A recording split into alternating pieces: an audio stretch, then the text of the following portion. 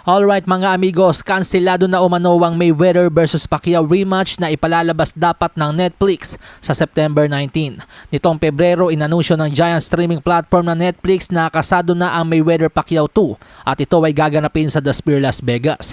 At ang ibinida ng Netflix sa kanilang balita ay hindi exhibition match ang laban kundi isang professional bout. Pero kamakailan lang sa isang panayam kay Mayweather nalito ang mga tao sa pinagsasasabi nito. Kanyang sinabi na isang exhibition match lamang ang kanilang magiging laban ni Pacquiao. As of right now, we don't know exactly where the fight is going to be at. We don't know the location of the fight. The Sphere is one of the places that they talked about. So we don't know if it's 100% going to be there. And this is not actually a fight, it's an exhibition. Posible umanong makasuhan ng breach of contract si Mayweather kung hindi ito tutupad sa napagkasunduan. Sa ngayon, ilang boxing website na ang naglabas ng kanilang ulat na kanselado na nga daw po ang nasabing laban. Samantala sa iba pang balita, masayang ibinahagi ni undisputed super bantamweight world champion Naoya the Monster Inoue na sold out na daw po ang tickets ng kanilang bakbakan ni Big Bang Junto Nakatani sa darating na May 2 sa Tokyo Dome sa Japan.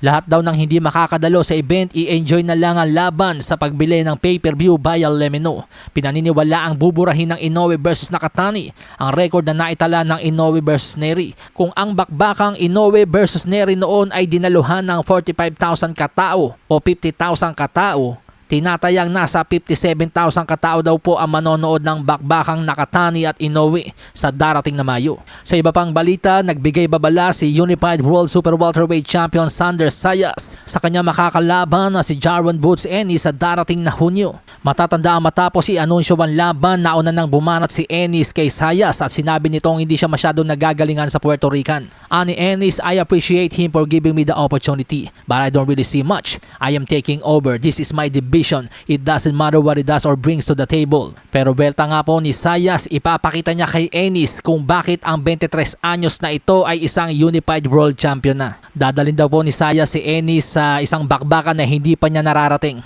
Madali lang daw kasing manalo sa mga laban na kung saan mas malaki ka, mas mabilis ka, mas athletic ka. Pero ibang usapan na nga daw po kapag ang iyong kalaban ay kasing laki mo din, kasing bilis mo rin, kasing talino mo rin, kasing lakas mo rin.